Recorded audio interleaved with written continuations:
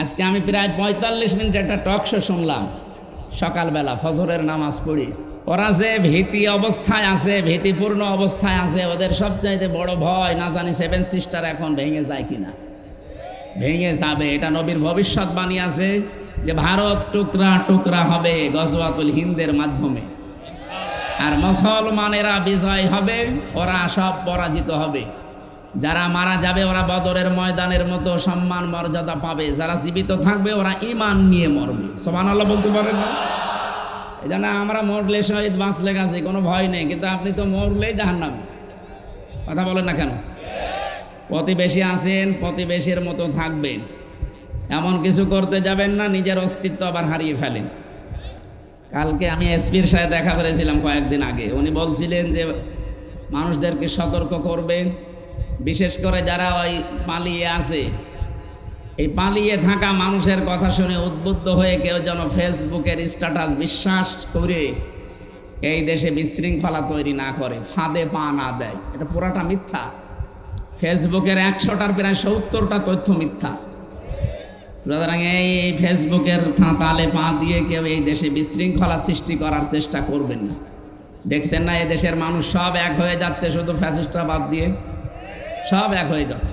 এখন দল বেদল দেখা দেখির সময় নেই, আমরা সব মজলুম। কথা বলেন না কেন? শুধু ওই 14টা দল বাদ দিয়ে বাকি আমরা যা আছি সবই মজলুম, সে যে দলের লোকই হোক, কম বেশি সবাই মজলুম না? আর মজলুমের কোনো দল নেই, মজলুমের কয় দল? আমাদের ওপর যারা জুলুম করে, নিজেরা জুলুমের শিকার হয়, অন্য জায়গা থেকে মায়ের খায়, ওই মায়ের আমাদের উপরে তোলে। আপনি তাকান, আমাদের এই যে প্রতিবেশীর যে হক, একটা হকও আদায় করে না প্রতিবেশী হিসাবে। শেরে বাংলা ফজলুল হক এবং আপনাদের টাঙ্গাইলের মাওলানা ভাসানী দুইজনের কথা দেখেছেন, জাতি যখন বুঝবে যে আমাদের এই প্রতিবেশী নামক এই হায়নারা আমাদের শত্রু, তখন জাতি ঠিক পথে থাকবে। তারা বুঝলো, আর আপনি এখনো পর্যন্ত বোঝেননি।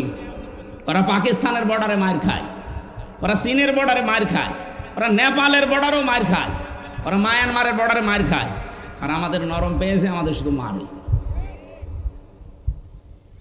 অনেকে স্ত্রীর কাছে বেড়ে দেয় না ঘরে, সেটা এসে চার দোকানে রাত ঝাড়ে, ওরা ঠিক তাই। শেষে যখন আর কিছুই পারে না, তখন পাকিস্তান বর্ডার আর চীন বর্ডার, এইগুলো বর্ডার নিয়ে সিনেমা বানায় বলিউডে। কি আপনি দেখেন, ওদের সিনেমাগুলো বর্ডার কেন্দ্রিক এইভাবে বানিয়ে ওইটা আবার হিট করায়, ওইটা দিয়ে আমাদের দেশ থেকে টাকা পয়সা কামাই করে। আমার মনে হয় এই জন্যে ওদের সিনেমা জগতও বাদ দেওয়া দরকার। কয়েকদিন আগে যশোরের এক অধ্যাপকের সাথে কথা বলেছিলাম, ওনারে বলেছি, স্যার আপনি হিন্দু মানুষ, উনি বিসিএস ক্যাডার, সরকারি কলেজের স্যার, তো বললাম যে আপনারা আমি ইসলাম গ্রহণ করার জন্য বলি না, কিন্তু আমাদের ধর্মীয় গ্রন্থ যেটা কোরআনে কারিম, এটা আপনি কিছুদিন পড়েন, একটু বুঝে পড়বেন। বুঝে পড়ার জন্য কিছু নিয়ম নীতি আছে, ওইগুলো শোনেন, জানেন, বোঝেন, এরপরে কোরআন পড়তে আরম্ভ করে। কিছুদিন পরে উনি মুসলমান হয়ে গেছে। এই জন্য এর কাছে আসেন, এটা দেখেন, একটু বোঝার চেষ্টা করেন। লরেন বোথ, টনি বেলোয়ারের ছোট শালিকা, 3 বছর কোরআনে কারিম স্টাডি করার পরে এত বড় একটা শিক্ষিতা মেয়ে, সেও মুসলমান হয়ে গেছে। বাংলাদেশে যে 3 জন কোরআনে কারিমের বাংলায় অনুবাদ করেছে, তাফসির লিখেছে, তার ভেতরে একজন হিন্দু আছে, গিরিশ চন্দ্র সেন। লোকটা মুসলমান হয়নি, কিন্তু কোরআনে কারিম কিভাবে পড়েছিল, বুঝেছিল, লিখেছিল বলেন, আমাদের চাইতে অনেক বেশি না কম? অনেক বেশি। এখানে যারা উপস্থিত আছি আমরা, এমন কেউ বলতে পারবে যে পড়া কোরআনের প্রতিটি শব্দের অর্থ আমার জানা আছে? পারবে? স্টেজে যারা আছে তারাও পারবে না, আমার দ্বারাও সম্ভব না, এমনকি পুলিশও পারবে না। পুলিশ পারবে? হ্যাঁ। ওরা কোরআন শরীফের প্রতিটি শব্দের অর্থ আমাদের কারো জানা নেই। হ্যাঁ, এখন আবার ফের পড়া লাগবে, স্টাডি করা লাগবে, দেখা লাগবে, তাহলে আবার মনে হবে। অথচ একটা হিন্দু মানুষ ওরা কোরআন শরীফ তো অর্থ লিখেছে, তাফসিরও লিখেছে। তাফসির লিখতে হলে এক একটি শব্দের একাধিক অর্থ জানা লাগে, নয়তো আপনি মিলাতে পারবেন না। কথা বুঝতেছেন? তাহলে একটা কত পড়া পড়েছে কোরআন শরীফ বলেন তো, আমাদের চাইতে কত বেশি পড়েছে, কত বেশি বুঝেছে, কত বেশি লিখেছে, কত বেশি শোনা লিখেছে কোরআন তার। কিন্তু এই লোকটা মুসলমান হতে পারেনি, কারণ ওর মন ছিল না। কি ছিল না? অথচ যশোরের এই অধ্যাপক মন ছিল, মাত্র 3 মাসের ব্যবধানে কোরআনে কারীম তাকে হেদায়েতের পথ বলে দিয়েছে। নবীজির মুখে কোরআনে কারীম শুনে জিনেরা পর্যন্ত এমন সিদ্ধান্ত নিয়েছিল তারা, ফাকালু ইন্না সামি'না কুরআনান আজাবা, তারা বলতে বাধ্য হয়েছে আমরা আশ্চর্য কোরআন শুনলাম।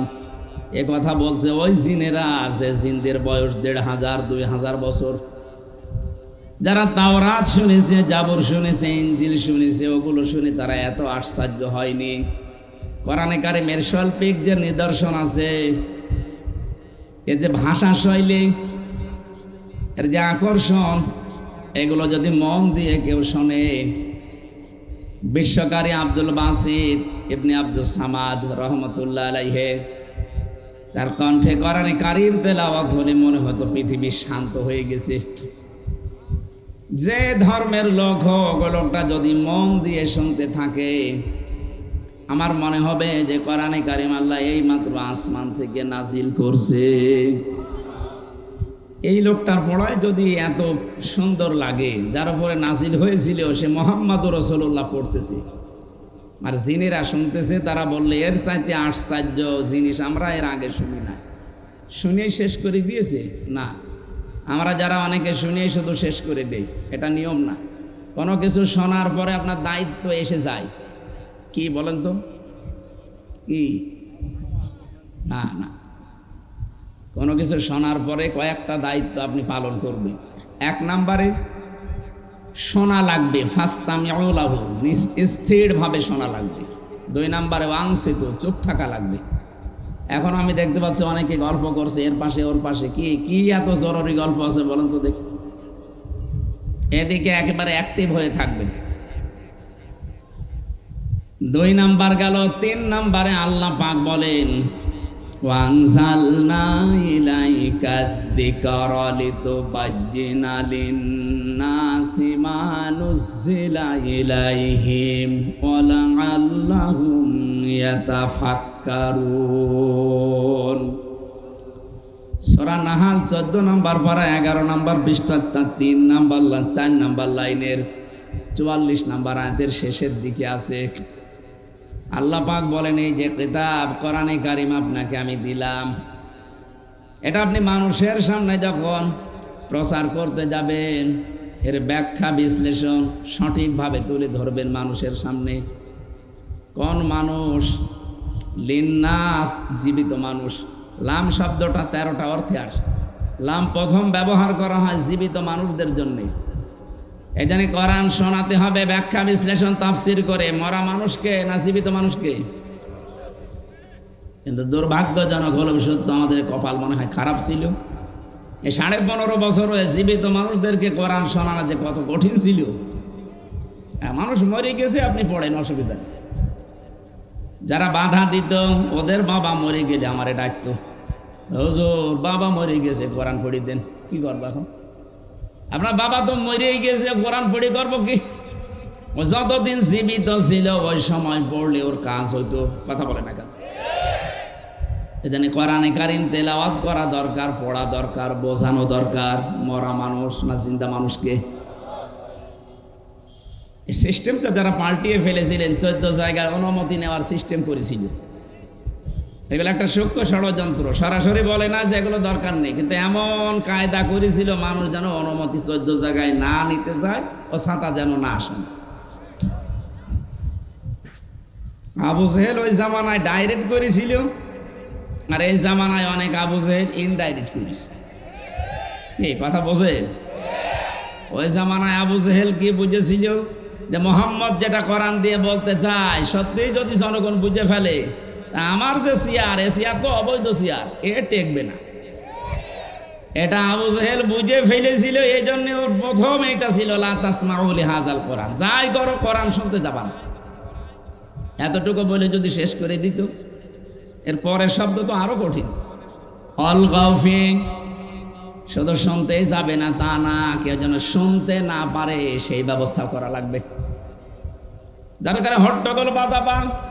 এখন যেমন অনুমতির সিস্টেম নিয়েছিল এই 15 বছর, ওই সময় ছিল অলগাউফি, মানে হট্টগোল তৈরি করো, পরিবেশ নষ্ট করে দাও, মারামারি করো, ঢোল ঢুকি তবলা বাজাও, মানুষ যেন কোরআনের আওয়াজ কানে নিতে না পারে। আবু জেহেলের মনে মনে সিদ্ধান্ত চিন্তা ছিল এই, যদি এরকম পরিবেশ তৈরি করে দিতে পারি লাআল্লাকুম তাগলিবুন, আশা করা যায় আমাদের চেয়ার নড়বে না। ওই সময় ছিল আইএমএ জাহেলিয়াতের যুগ। কি যুগ বুঝতেছেন আপনি? বুঝতেছেন?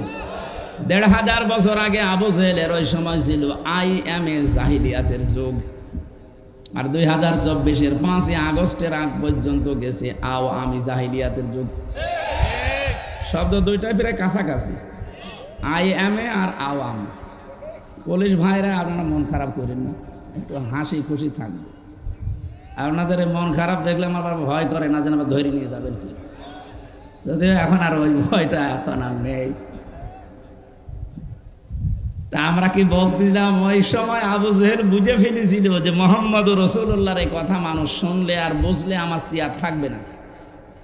আয়ামে জাহিলিয়াতে আর আওয়ামী জাহিলিয়াতে মনে হয় এরা বুঝে ফেলেছিল যে আলেমরা যেটা বলতে চায় কোরআন দিয়ে, এদেশের জনগণ যদি বোঝে আর জানে যে আমার তো চেয়ার অবৈধ। ওরা নিজেরা জানতো না যে 15.5 বছরে পুরাটা অবৈধ, কারণ নির্বাচনের মাধ্যমে মানুষ নির্বাচিত হয়, নির্বাচনই হয়নি, তার মানে আপনি অবৈধ। এই জন্য 8 সাল থেকে 24 সাল পর্যন্ত যারা নির্বাচনের নাম নিয়ে প্রহসনের মাধ্যমে এমপি মন্ত্রী হয়েছেন, ওদের নামে সাবেক এমপি লেখা যায় না, কারণ ভোট হয়নি। আমি নিজে প্রমাণ আমি দিতে পারি। কি কথা বলছেন না? কেন ভোট হয়নি, আপনি চুরি করে এমপি হয়েছেন, আপনাকে সাবেক এমপি বলা যায় না, বলা যায় সাবেক চোর। এতটুকু বলা যায়, আপনার সম্মান আছে একটা। এই সম্মানের কারণে আপনার নামের শেষে লিখে দেবেন যে সাবেক চোর বা সাবেক ডাকাত। এই ডাকাতে চোর যদি আবার সামনে আসে, আবার চুরি করতে চাইবে, আবার তো সুযোগ দেবেন নাকি? এই জন্যে আইএমএ জাহিলিয়াত আর আওয়ামী জাহিলিয়াতে প্রায় সংজ্ঞা একই।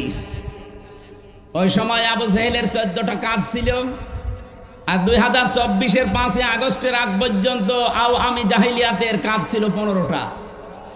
এরা আবার এক কাঠি বেশি, ওরা যা করেছে তো ইতিহাস পাল্টিয়ে ফেলেছে, এরা আবার আর এক কাঠি বেশি। নবীজির জামানায় এটা আমি পাইনি ইতিহাসে যে ওনারা পুরুষে পুরুষে বিয়ে করতো না, নারীতে নারীতে বিয়ে করতো, এটা আমি পাইনি। কিন্তু এই জামানায় এসে এখন দেখতে পাচ্ছি এরা সমকামিতার নাম নিয়ে নারীতে নারীতে নাকি বিয়ে করবে। এই 3 দিন আগে কুষ্টিয়ায় 2জন মহিলা বলছে আমাদের বিয়ে দিয়ে দেন, নয়তো আমরা মরে যাব। মহিলা মহিলা 2জন বলছে বিয়ে করব। ওরা যদি নিজেরা নিজেরা বিয়ে করে তা আমরা কি ঘোড়ার ঘাস কাটছি? আমরা কি করব? আমাদের কোনো কাজ কাম নেই। আমি নিচে নামলাম না। বলেন, ওরা বলছে আমরা মারা যাবো, আমাদের 2জনের বিয়ে দিয়ে দিন। আরে তোরা যদি নিজেরাই বিয়ে করবে, দিয়ে আমাদের আল্লাহ কি খুঁটি বানিয়েছে? আমাদের কাজ নেই।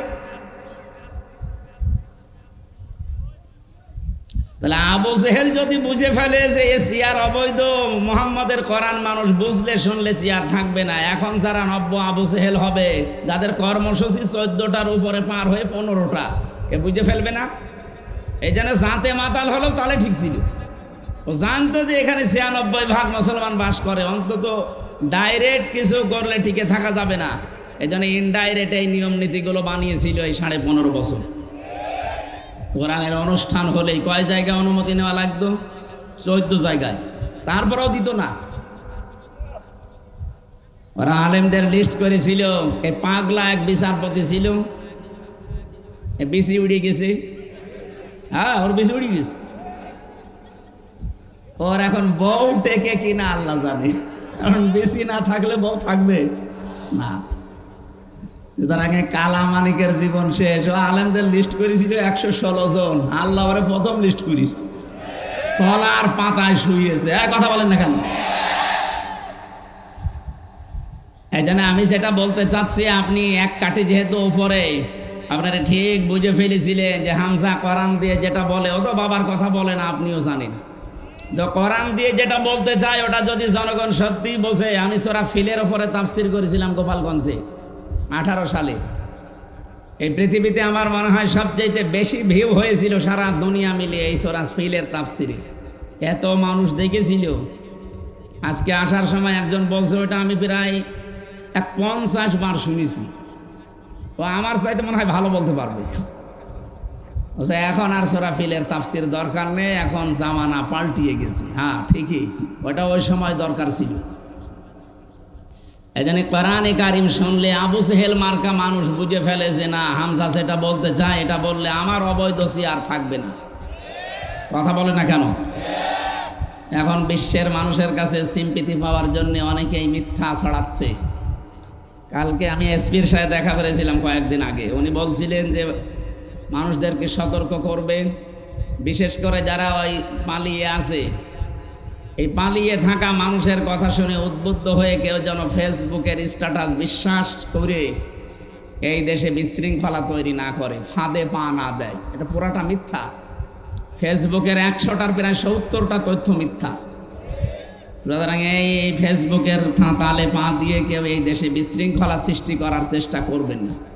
দেখছেন না এই দেশের মানুষ সব এক হয়ে যাচ্ছে, শুধু ফ্যাসিস্টরা বাদ দিয়ে সব এক হয়ে যাচ্ছে। এখন দল বেদল দেখা দেখির সময় নেই, আমরা সব মজলুম। কথা বলেন না কেন? শুধু ওই 14টা দল বাদ দিয়ে বাকি আমরা যা আছি সবই মজলুম। সে যে দলের লোকই হোক, কম বেশি সবাই মজলুম না? আর মজলুমের কোনো দল নেই। মজলুমের কয় দল? আমাদের ওপর যারা জুলুম করে, নিজেরা জুলুমের শিকার হয়, অন্য জায়গা থেকে মায়ের খায়, ওই মায়ের আমাদের উপরে তোলে। আপনি তাকান আমাদের এই যে প্রতিবেশীর যে হক, একটা হকও আদায় করে না প্রতিবেশী হিসাবে। শেরে বাংলা ফজলুল হক এবং আপনাদের টাঙ্গাইলের মাওলানা ভাসানী দুইজনের কথা দেখেছেন। জাতি যখন বুঝবে যে আমাদের এই প্রতিবেশী নামক এই হায়নারা আমাদের শত্রু, তখন জাতি ঠিক পথে থাকবে। তারা বুঝলো, আর আপনি এখনো পর্যন্ত বোঝেননি। ওরা পাকিস্তানের বর্ডারে মার খায়, ওরা চীনের বর্ডারে মার খায়, ওরা নেপালের বর্ডারেও মার খায়, ওরা মায়ানমারের বর্ডারে মার খায়। আর আমাদের নরম পেয়েছে, আমাদের শুধু মারে। অনেকে স্ত্রীর কাছে বেড়ে দেয় না ঘরে, সেটা এসে চার দোকানে রাত ঝাড়ে। ওরা ঠিক তাই। শেষে যখন আর কিছুই পারে না, তখন পাকিস্তান বর্ডার আর চীন বর্ডার, এইগুলো বর্ডার নিয়ে সিনেমা বানায় বলিউডে। কি আপনি দেখেন ওদের সিনেমাগুলো বর্ডার কেন্দ্রিক এইভাবে বানিয়ে ওটা আবার হিট করায়, ওটা দিয়ে আমাদের দেশ থেকে টাকা পয়সা কামাই করে। আমার মনে হয় এই জন্য ওদের সিনেমা জগতও বাদ দেওয়া দরকার। মুখ থুবড়ে পড়বে। ওরা আজ 2 দিন ধরে কি চালাচ্ছে দেখছেন না, যে কলকাতায় আর মুসলমানদের কোনো চিকিৎসা হবে না, কি হুমকি দিয়েছে। আজকে আমি প্রায় 45 মিনিট একটা টক শো শুনলাম সকালবেলা ফজরের নামাজ পড়ি। ওরা যে ভীতি অবস্থায় আছে, ভীতিপূর্ণ অবস্থায় আছে, ওদের সবচাইতে বড় ভয় না জানি 7 সিস্টার এখন ভেঙে যায় কিনা। ভেঙে যাবে, এটা নবীর ভবিষ্যৎবাণী আছে যে ভারত টুকরা টুকরা হবে গজওয়াতুল হিন্দের মাধ্যমে, আর মুসলমানেরা বিজয় হবে, ওরা সব পরাজিত হবে। যারা মারা যাবে ওরা বদরের ময়দানের মতো সম্মান মর্যাদা পাবে, যারা জীবিত থাকবে ওরা ঈমান নিয়ে মরবে। সুবহানাল্লাহ বলতে পারেন না? এই জন্য আমরা মরলে শহীদ, বাঁচলে গেছে, কোনো ভয় নেই। কিন্তু আপনি তো মরলেই জাহান্নামী। কথা বলেন না কেন? প্রতিবেশী আছেন, প্রতিবেশীর মতো থাকবেন, এমন কিছু করতে যাবেন না নিজের অস্তিত্ব আবার হারিয়ে ফেলেন। আমি কথাটা নরম ভাষায় বললাম, কিন্তু এইটাই দেখবেন কালকে প্রচার হবে। কি হয়েছে অথচ কিছুই না। আমাদের শরীর দেখতে পাচ্ছেন, এমনি আমি বাঁচি না। ওরা জেলে এত ভয় পেয়েছে, 3-4 জন কারারক্ষী দিয়ে রাখতো। আরে ভাই আমি নিজে চলতে পারি না, আপনারা কি করেন? বলে না, সিসি ক্যামেরা দেওয়া আছে, আল্লাহর ওলিরা সব দেখতে পাচ্ছে। এই জন্য আমি যে কথাটা বোঝাতে চাই, কোরআনের কথা বললে আবু জেহেল মার্কা লোকের চেয়ার নড়ে যাওয়ার ভয় আছে, কিন্তু মুহাম্মদ রাসূলুল্লাহর যে চেয়ার ছিল 10 বছর তিনি রাষ্ট্রপতি ছিলেন, ওই চেয়ার কি নড়ে যাওয়ার ভয় ছিল? আপনি সঠিকভাবে আসেন। ফাতিলকা বুয়ুতুহুম খাওফিয়াতাম বিমা যালামু ইন্না ফি যালিকা লাআয়াতাল লিকাউমিন ইয়ালামুন।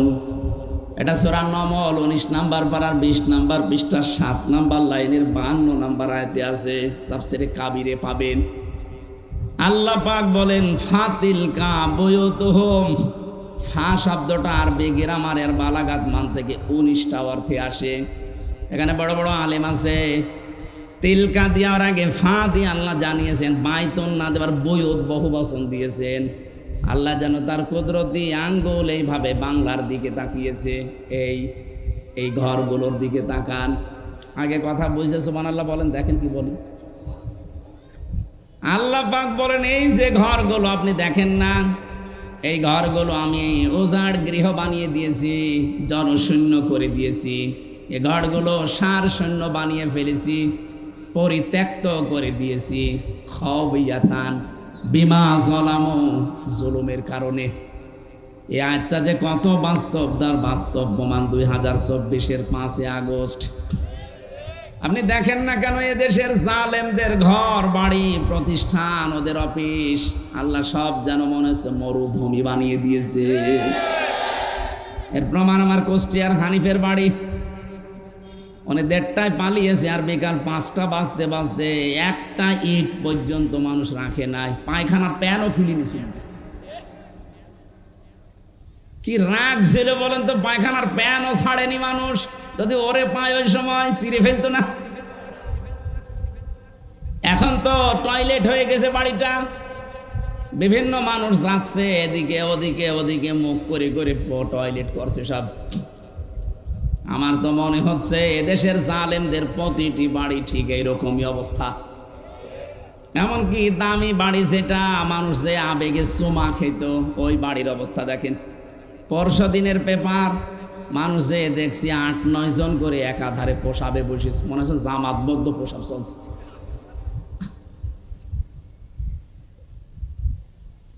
ষোলো সালে একবার হজে গিয়েছিলাম, কাবা শরীফ তাওয়াফ করার পরে উপরে গেলাম, হঠাৎ দেখি আমার পেটে যন্ত্রণা, ব্যথা।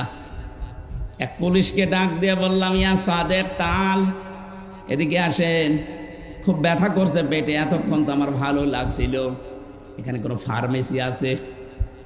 পুলিশ আমারে বলছে, ইয়া হাজি হল হজ্জা তাই না বিলাদুকা। ও হাজি, দেশ কোথায়? যে তুমি বাংলাদেশ। বাংলাদেশ থেকে এসেছি। পুলিশ ওনার ভাষা দিয়ে আমার জানাতে চাচ্ছে, হাজি আপনি কি জানেন না এটা কোন জায়গা? না তো। আবু জহেলের বাড়ি। আপনি এখনো পায়খানা না করে দাঁড়িয়ে আছেন, তাড়াতাড়ি করেন। সত্যি কথা, যে কোরআন শরীফ আমার সামনে, পায়খানা করে দেখি আমার পেটের ব্যথা ভালো হয়ে গেছে।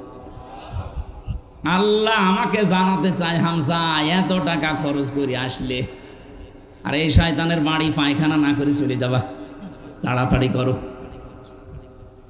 আমার তো মনে হচ্ছে ঠিক আল্লাহ পাক দেশের 630টা থানা, 64টা জেলার যতগুলো জালেমের বাড়ি ছিল সব এখন চাটিয়ে টয়লেট বানিয়ে দিচ্ছে। মানুষের পেটে ব্যথা হবে, তাড়াতাড়ি ওখানে যাবে। এই কথা বলছেন না কেন? আল্লাহ এটা করলেন। এই যে বিমা যালামু, তাদের জুলুমের কারণে। কি জুলুম আপনি করেছিলেন 15.5 বছরে, আমি তো নিজে একটা সাক্ষী।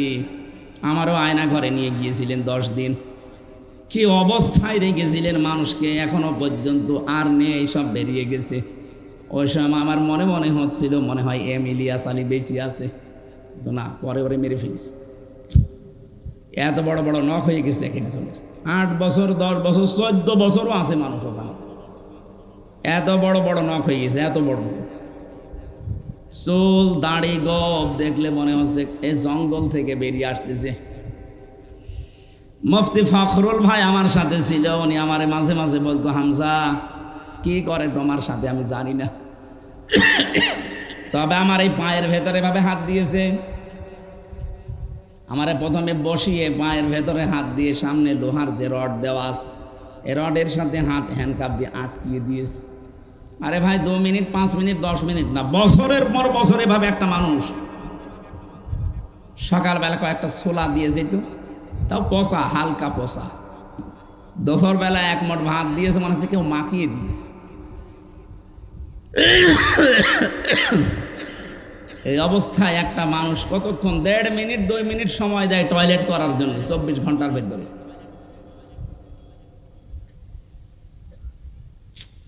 এই বড় বড় নখ দিয়ে কেউ কেউ দেওয়ালের সাথে খুশিয়ে খুশিয়ে লিখেছে ভাঙা ভাঙা অক্ষরে যে ভাই যদি কেউ বাইরে যেতে পারেন এই নাম্বারটাই অন্তত জানাবেন যে এই নাম্বারের লোকটা দুনিয়া এখনো বেশি আছে। আপনি টের পাচ্ছেন শুধু মুখের কথা, এটা বাস্তবে কত কঠিন। এটা আমি 10 দিনেই আমার জীবন অর্ধেক শেষ হয়ে গেছে। আর যারা 14 বছর পড়ে আছে, একজন 10 বছর 8 বছর পড়ে আছে, অথচ মাথার উপর দিয়ে গাড়ি ঘোড়া চলছে, মানুষজন হাঁটতে, হালকা হালকা শব্দ পাওয়া যেত, কিন্তু বলার তো কিছু নেই, আমার আওয়াজ তো উপরে পৌঁছাবে না। এই অবস্থার সৃষ্টি করলেন এত বড় জুলুম, আর আল্লাহ আপনার ওই জুলুমের জায়গাগুলো এখন ওইভাবেই রাখবে। এইগুলো আল্লাহ খবিয়া টান দিয়েছে, একেবারে উজাড় গৃহ বানিয়ে দেব, জনশূন্য করে দেব, পরিত্যক্ত বানাবো। ঠিক আল্লাহ তাই বানিয়েছে। বলেন, প্রশাসনের যতগুলো মানুষ জেলখানার ভেতরে, বিশেষ করে বিডিআর 900-র উপরে আমি পেয়েছি, তাদের চোখের পানি, তাদের যে আর্তনাদ, দীর্ঘশ্বাস, তাহাজ্জুদ পড়তে ওঠার পরে দেখতাম বলে একটা টান দিত। একটা বিডিআর মুরব্বী মানুষ, আর 1 মাস পরে লোকটার চাকরি শেষ, রিটায়ার্ড হয়ে যাবে, সারাটা জীবন দেশের জন্য সব করে গেল।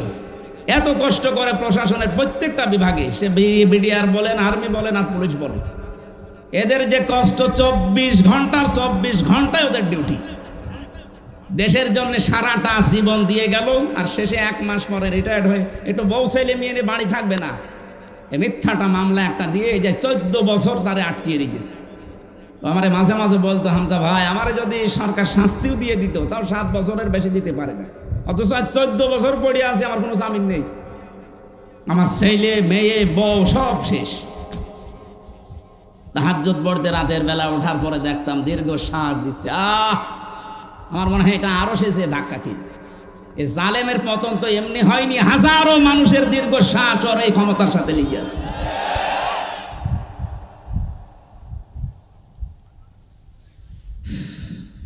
আর বলে এখন যে আমি কি করেছি যে আমার দেশ থেকে পালিয়ে যাওয়া লাগলো। কি করেছেন মানে? আপনি আসেন, আপনাকে দেখাচ্ছি।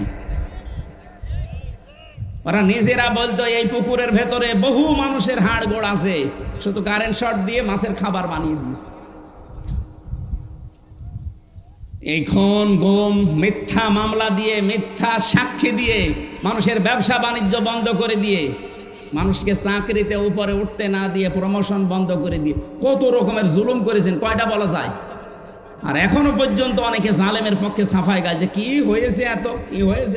আপনার তো হয়নি, আপনার বাবা যদি এরকম 14 বছর জেলে থাকতো তখন টের পেতেন। আমার মেয়েটা এখনো পর্যন্ত স্বাভাবিক না, আমার চেনেও না, কারণ তারা 7 মাস রেখে এসেছিলাম, এখন তো 4 বছর বয়স, এখন আমার কাছে পর্যন্ত আসতে চাই না। কি করেছেন মানে আপনি? 3টা বছর যোগাযোগ বিচ্ছিন্ন রেখে ফাঁসির কন্ডেম সেলের ভেতরে আমার এগিয়ে দিয়েছিল। কি করেছিলাম আমি? কোরআনের সঠিক কথা যেই ফোর্সে বলা দরকার ওই ফোর্সে বলতাম, আমি তার গোপন করতে পারি না। কথা বলেন না কেন?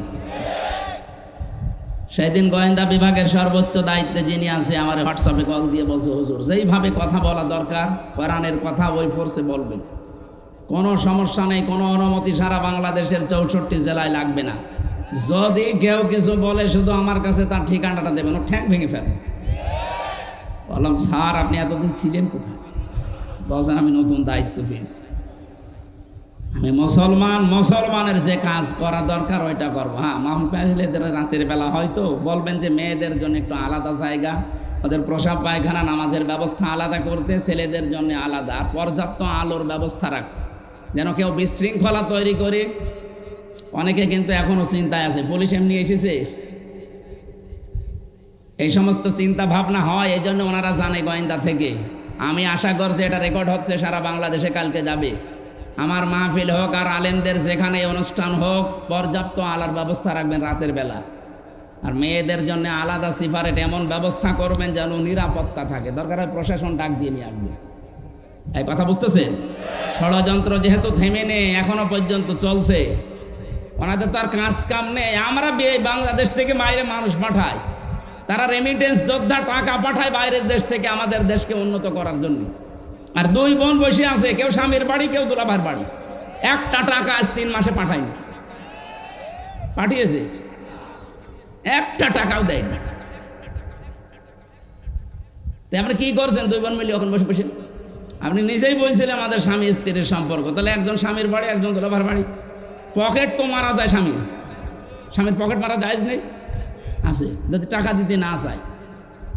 মেয়েরা আমার এই ফতুয়া শুনে কালকে থেকে শুরু করি না, স্বামী যদি দিতে না চায় তাহলে পকেট মারা যায় যাচ্ছে। তো ওনাদের তো দিতে চাচ্ছে না, তো দুইজন মিলিয়ে যদি অন্তত 3 মাস 5 দিন হয়ে গেল পকেট মারত, কত টাকা আমরা পেতাম বলেন তো? একটা টাকাও দিচ্ছে না, আর বসে বসে ষড়যন্ত্র ছড়াচ্ছে। নিজেই মোবাইল করে একজনের কাছে, নিজে রেকর্ড করে, নিজে এডিটিং করে, নিজেই ছেড়ে মানুষের ভেতরে আতঙ্ক তৈরি করে। এটা এখন সব জায়গায় প্রকাশ হয়ে গেছে যে নিজে নিজে এগুলো করছে মানুষকে আতঙ্ক সৃষ্টির জন্য। কেউ বিশ্বাস করবে না, এদেশে কিচ্ছু হয়নি।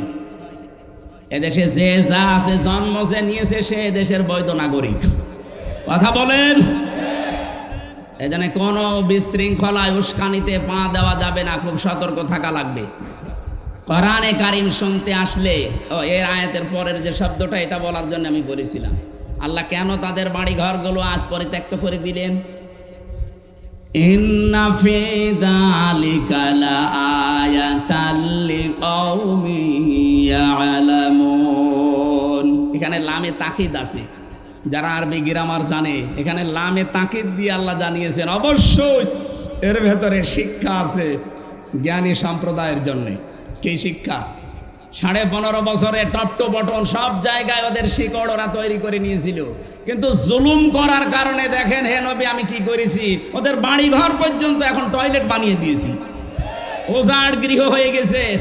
সুতরাং আগামীতে কেউ যদি ক্ষমতার চেয়ারে বসে আর যদি সে জালেম হয়, তার বাড়ি ঘরও এরকম ওজাড় গৃহ বানিয়ে দেব। এই জন্য যারা লাফাচ্ছেন যে তাড়াতাড়ি দেন, তাড়াতাড়ি দেব, কিন্তু জুলুম করবেন না। জুলুম করলে মনে রাখবেন আপনার শিকড় কেটে দেবে আল্লাহ নিজে। ফাকতিয়া দাবিরুল কওমিল্লাযিনা যালামু, জালেমদের শিকড় কেটে দেয় কে? আমরা যেন জালেম হয়ে না যাই, আল্লাহ আমাদের হেফাজত করুন। নবীজির কণ্ঠে কোরআন শুনে জেনেরা 2টা সিদ্ধান্ত নিয়েছিল। 1 নম্বরে ইয়াহদি ইলার রশদি ফামান্না বি ওয়ালান নুশরিকা বিরাব্বিনা আহাদা। জিনেরা বলেছে আমরা এমন কোরআন শুনেছি, কোরআন আমাদেরকে ঈমান আনলাম আমরা, আর কোরআনে কারিম আমাদেরকে হেদায়েতের পথ বলে দিয়েছে, কোনোদিন আমরা আল্লাহর সাথে কাউকে শরীক করব না। বাংলার মুসলমানের এখানে 3টা বিষয়। 1 নম্বরে আমরা এমন কোরআন শুনেছি, আমাদেরকে হেদায়েতের পথ কোরআন বলে দিয়েছে। তাই কোরআন শুনলে হেদায়েতের পথ বলে দেয়। কথা বলেন ঠিক কিনা? তো শুনতে হবে মন দিয়ে। 2 নম্বরে আমান্না বি, আমরা ঈমান আনলাম। এরপরে ঈমান আমরা এমন ভাবে এনেছি জীবনে আর কোনোদিন ওই আল্লাহর সাথে ঈমানের ভেতরে শরীক করব না। আবাহমান কাল থেকে আমরা কোরআনে কারিম শুনছি, পথ তো পাই না, ঈমানও সঠিকভাবে আমাদের আনা হয় না, কারণ আমাদের ঈমানে শিরিক আছে না নেই? আরো জোরে বলেন। বাংলাদেশে একটা সূক্ষ্ম শিরিক এইটা, এদিকে তাকান। আল্লাহ যেটা পারে ওইটা অন্য কেউ পারে, এই বিশ্বাস করার নাম শিরিক। আর শিরিক যারা করে তারা মুশরিক। এটা ক্লাস চলছে, জবাব দেন তো ঠিক আছে কিনা? আল্লাহ যেটা পারে ওইটা অন্য কেউ পারে, বিশ্বাস করার নাম শিরিক। যারা করে তারা বলেন। সন্তান দিতে পারে কে? এটা কোনো বাবা পারে, কোনো দরগা পারে, কোনো পীর সাহেব পারে? এই বিশ্বাস যারা মেয়েরা করে, আপনি শিরিক করছেন। আর শিরিক করলে আপনি মুশরিক। আলাহুল খালকু ওয়াল আমর, আল্লাহ পাক বলেন বানিয়েছি আমি, আইন চলবে আমার। কি? সুতরাং আল্লাহর আইন বাদ দিয়ে যারা মানুষের তৈরি করা আইনে দেশে কায়েম করতে চান, তারা শিরিক করছেন। শিরিক করলে আপনি আরো জোরে। আন্নাল কুওয়াতা লিল্লাহি জামিয়া, ক্ষমতার উৎসকে যাদের ভেতরে এই বিশ্বাসটা এখনো জন্মায়নি যে ক্ষমতার উৎস আল্লাহ, যারা বলে ক্ষমতার উৎস জনগণ, তারা শিরিক করছে। শিরিক করলে তারা আর কয়টা বলবো?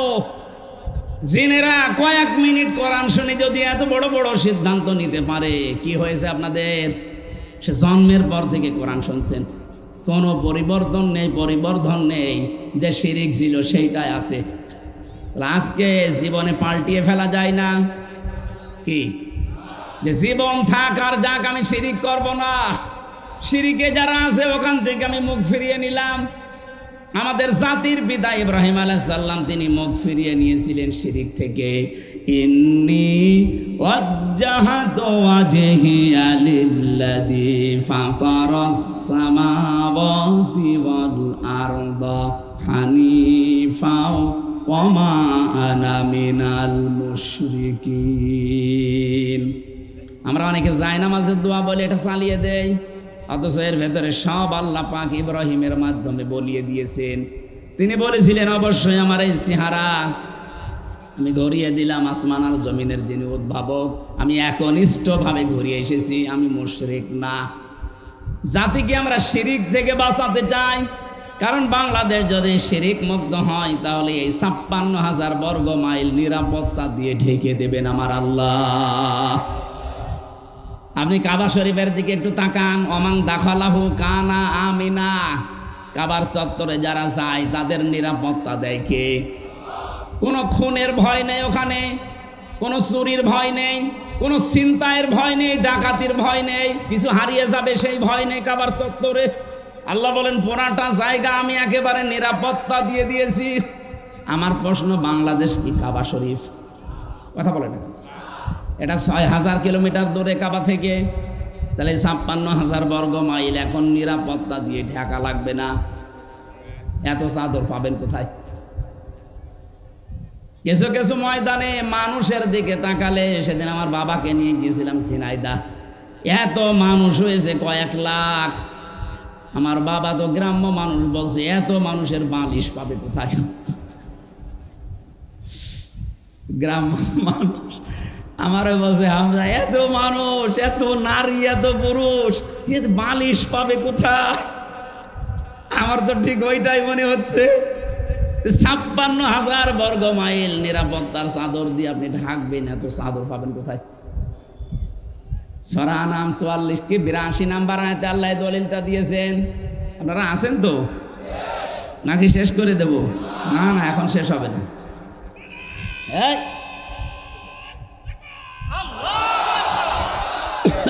ঠিক আছে,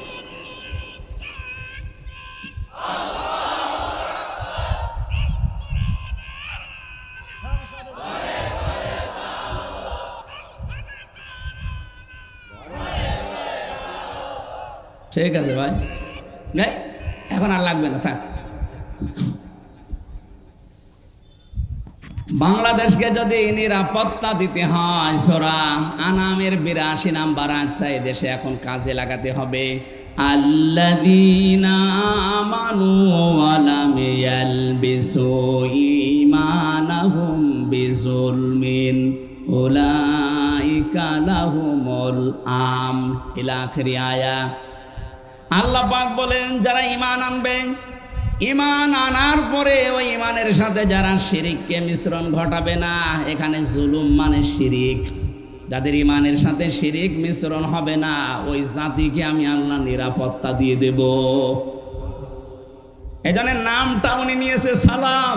সালাম মানে শান্তি। সালাম মানে কি?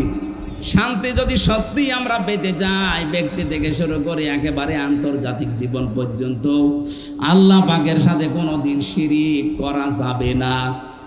এই জন্য 1 থেকে মাস্টার্স পর্যন্ত আমাদের সিলেবাসগুলো এমনভাবে সাজানো দরকার যেন শিরিক না থাকে। এই 15.5 বছরে বললাম না 15টা কাজ করেছিল, এটা একটা শিক্ষা ব্যবস্থা এমন সূক্ষ্মভাবে তারা শিরিক ঢুকিয়েছে, আগামী প্রজন্ম নাস্তিক হতে বাধ্য হতো। কথা বলছেন? আল্লাহ আমাদের হাতে ধরে বাঁচিয়ে দিয়েছেন, এখন যেন আমরা ভুল না করি। এবার যদি ভুল করেন 50 বছর পিছিয়ে যাবেন। এজন্য যারা দায়িত্বে আছে আহ্বান জানাচ্ছি ৯৬% মুসলমানের দেশে শিক্ষা ব্যবস্থাকে এমনভাবে সাজাতে হবে 1 থেকে মাস্টার্স পর্যন্ত যেন শিরিকের তাল বসাও না থাকে। এজন্য উলাইকা দিয়েছেন, উলাইকা আল্লাহ যেন এভাবে দেখাচ্ছেন, উলাইকা লাহুমুল আমন। এই টাঙ্গাইলের ঘাটাইলের মানুষগুলো এরাই নিরাপত্তার হকদার। তাহলে আমরা যদি ইমানের পাশাপাশি শিরিক মুক্ত হতে পারি, দেশে নিরাপত্তা দেওয়ার গ্যারান্টি দিচ্ছেন কে?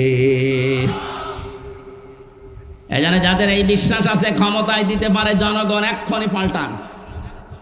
ক্ষমতায় দিতে পারে কে? বাংলাদেশ জামাত ইসলামী এইটা বিশ্বাস করতো না যে ক্ষমতায় জনগণ দিতে পারে, বিশ্বাস করতো আল্লাহ ক্ষমতা দেওয়ার মালিক। এজন্য জালেমরা তাদের নিবন্ধন পর্যন্ত বাতিল করে দিয়েছিল।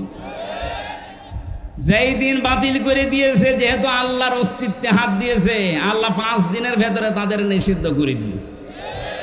যেন এমন কোনো কাজ করবেন না নিজের পায়ে আবার নিজে কোড়াল মারা লাগে। তাহলে আমরা যারা জিনদের কথা শুনলাম, তারা কত বড় বড় সিদ্ধান্ত নিয়েছে কয়েক মিনিট কোরআন শুনে। আজকে আমরা কোরআনে কারিম থেকে যা শুনবো, সিদ্ধান্ত এরকম নেওয়া যায় না। সূরা তাওবার 119 নম্বর আয়াতটা পড়েছি। এখানে 17টা পয়েন্ট আছে। কয়টা? আপনারা মনে হয় চলে যাবেন নাকি?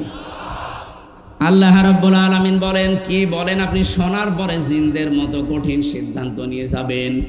ইয়া আইয়ুহাল্লাযীনা আমানু, ওহে যারা ঈমানের দাবি করো তাদেরকে বলছি, ইত্তাকুল্লাহ, আমি আল্লাহকে ভয় করো। কে বলছে? এই শব্দটা এত বেশি পরিচিত, তাকওয়া, আল্লাহর ভয়টা। এখন যদি পুলিশ ভাইকেও জিজ্ঞাসা করেন, হিন্দু যদি হয়, বলেন তো তাকওয়া কি? বলবে আল্লাহর ভয়। অথচ তাকওয়া মানে শুধু কি আল্লাহর ভয়? বলেন না। তাকওয়া শব্দের আধুনিক ব্যাখ্যা হচ্ছে আল্লাহর নিষিদ্ধ কাজগুলো ঘৃণা করে ছেড়ে দেওয়ার নাম তাকওয়া। কথা বলেন এখানে। টয়লেট দেখলে যাবে মানুষ ঘৃণা করে, আল্লাহর নিষিদ্ধ কাজ যেখানে যেটা পাবেন ওইটা দেখার সঙ্গে সঙ্গে পায়খানার মতো ঘৃণা করে চলে আসবেন। এই যে উলঙ্গ নাচ যারা দেখেন, অর্ধ উলঙ্গ নাচ দেখেন, এগুলো কি আল্লাহর নিষিদ্ধ কাজ না? বলেন বলেন। মা যাহারা মিনহা ওয়া মা বাতান, প্রকাশ্যে হোক আর গোপনে হোক, অশ্লীল কোনো কাজের ধারে কাছে যাওয়া। আরো জোরে বলেন। সুতরাং মোবাইলে যাদের এরকম দৃশ্য আছে, যে দৃশ্যগুলো নিজে দেখলে ভালো লাগে, অন্য কেউ দেখলে লজ্জা পান, এই মুহূর্তে ওইটা তাহলে ঘৃণা করে ডিলিট করে দেওয়া লাগবে। কারা কারা করবেন হাত তোলেন তো। কি আছে আপনার মোবাইলে? দেখি, দেন দেন। কি একটা মোবাইলে? Button mobile. আহা, না না, আমি হাসির জন্য বলি না। যাদের কাছে যে নিষিদ্ধ জিনিস আছে, এই মুহূর্ত থেকে ওইটা ঘৃণা করে ছেড়ে দেবেন, ডিলিট করে দেবেন। 14 জন মহিলা বাদ দিয়ে বাকি পৃথিবীর যত মহিলা আছে, কারো দিকে আপনি লোলুপ দৃষ্টিতে তাকাতে পারবেন না। বলেন। সুতরাং এখানে যারা এসেছেই হোক, আপনার 2টা ঔষধ এখন গ্রহণ করা লাগবে। সূরা নূরের 30 নম্বর আয়াত। চক্ষু নিম্নগামী করা লাগবে। 14 জন মহিলার দিকে তাকাতে পারবেন। নিজের মা, নিজের বোন, নিজের মেয়ে, নিজের ফুফু, নিজের খালা, নিজের পুত্রবধূ, এরকম কয়জন? বলেন না কেন?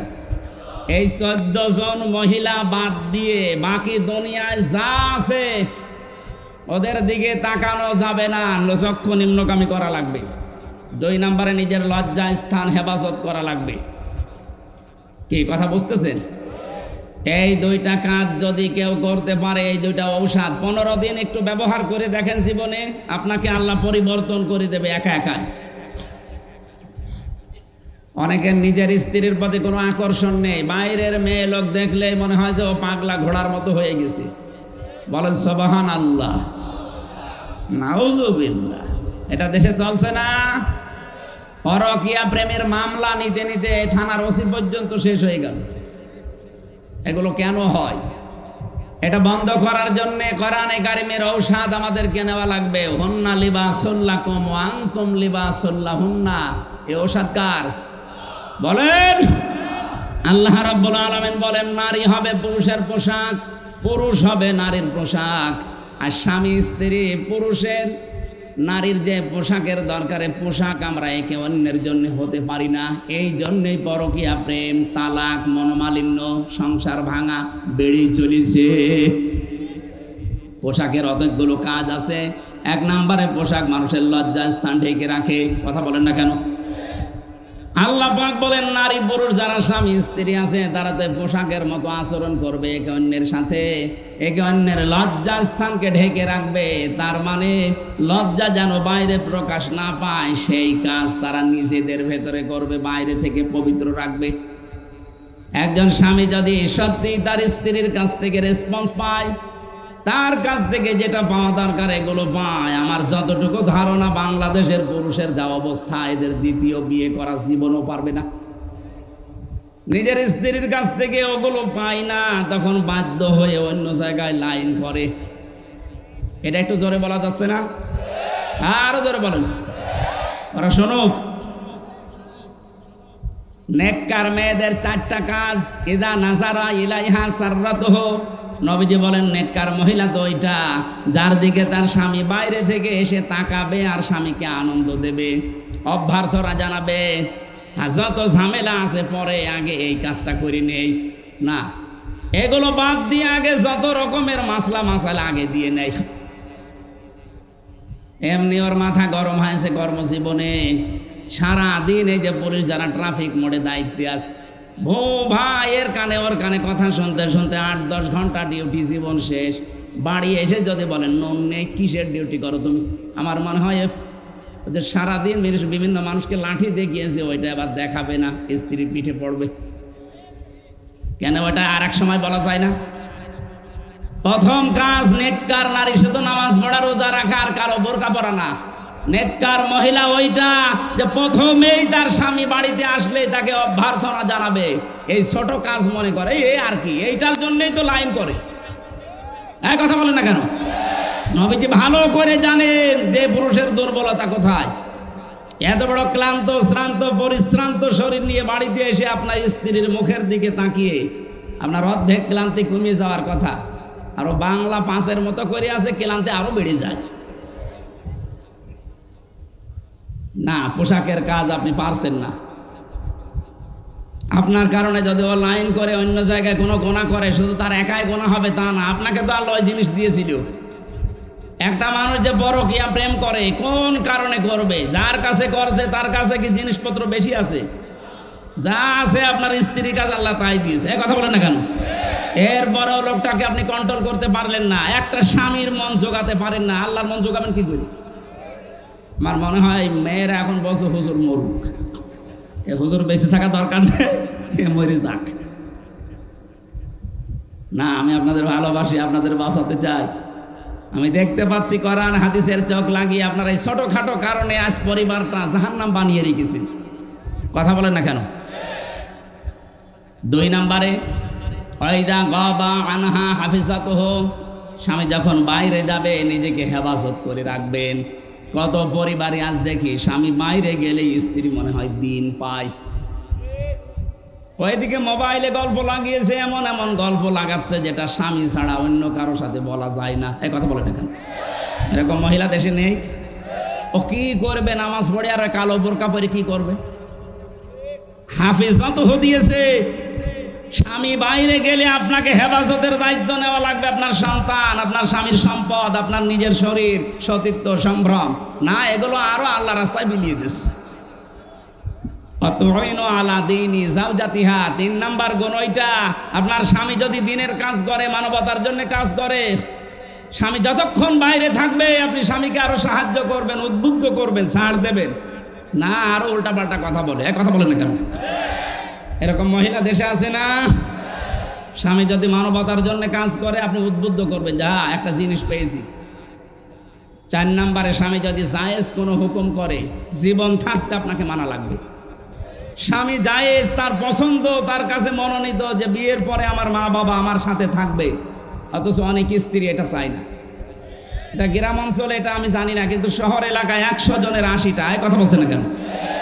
দেখতে শুনতে অনেক কিছু আছে, কিন্তু এইটা ওর মনে মেনে নেয় না, বুড়ো বুড়ি আমার সাথে থাকবে। আরে বেটা, এত কষ্ট করে 25 বছর 30 বছর পর্যন্ত এর পেছনে শ্রম দিয়েছে ওই মা বাবা, আর এখন তাকে আলাদা করে দেয়, বৃদ্ধাশ্রমে দিয়ে দেয়। এটা মানুষ?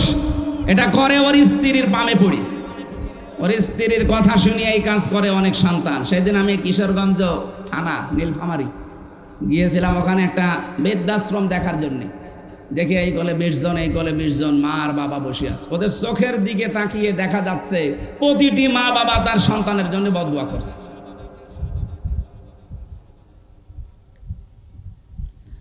সম্মানিত ভাইরা, সম্মানিত মা বোনেরা, না হচ্ছে না আমাদের।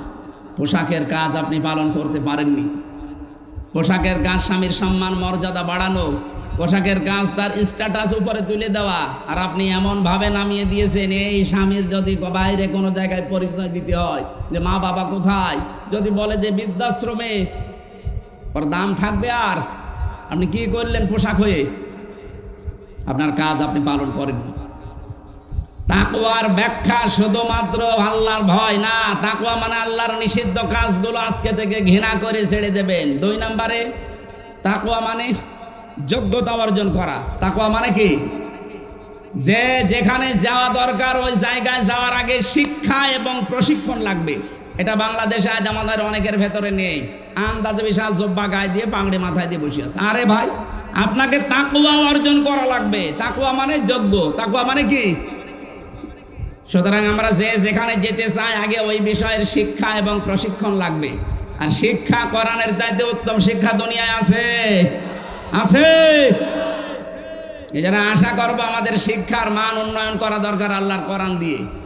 2 নম্বরে প্রশিক্ষণ নেওয়া লাগবে। এই প্রশিক্ষণের সিস্টেমগুলো নেই বাংলাদেশে। বিভিন্ন বাজেট হয়, বিভিন্ন জায়গায় টাকা খরচ হয়, জাতিকে সংশোধনের জন্য কোনো প্রতিষ্ঠান এদেশে খোলা নেই।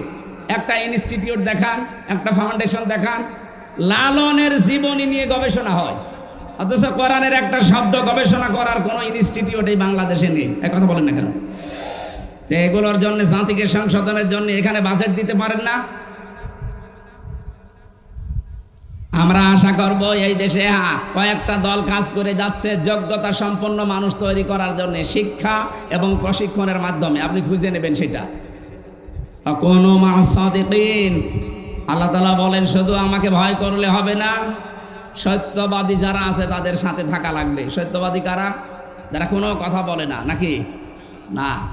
সত্যকে সত্য জানার পরে যারা আঁকড়িয়ে ধরে, মিথ্যাকে মিথ্যা জানার পরে যারা ছেড়ে দিতে পারে, এরাই সত্যবাদী। সত্যবাদী হওয়ার জন্য কোরআনে কারিমে আল্লাহ 10টা গুণ দিয়েছেন। সূরা বাকারা 177 নম্বর আয়াতের ব্যাখ্যা আছে। রব্বুল আলামিন বলেন লাইসাল বিতুওয়াল্লু বুজুহাকুম ইলা আখিরি আয়া। এই আয়াতটা আমি এখন ব্যাখ্যা করতে গেলে সময় আর হবে না। আপনারা সূরা বাকারা 177 নম্বর আয়াত পুরাটা পড়বেন বাংলায় ব্যাখ্যা সহ। ইবনে কাসির আছে, ফি জিলালিল কোরআন আছে, তাবারি আছে, যে কোনো তাফসীর বাংলায় দেখে দেখবেন যে আপনি আসলে সত্যবাদী হয়েছেন কিনা। যদি হয়ে থাকেন তাহলে আপনার সাথে থাকার জন্য আল্লাহ নির্দেশ দিচ্ছে, যারা এগুলো অর্জন করছে তাদের সাথে থাকবে। এই আয়াতে 2টাই ফরজ, তাকওয়া অর্জন করাও ফরজ, সত্যবাদীদের সাথে থাকাও ফরজ। খোঁজ করে নেবেন। আজকের মতো আমরা শেষ করছি। আমিন, আল্লাহুম্মা আমিন।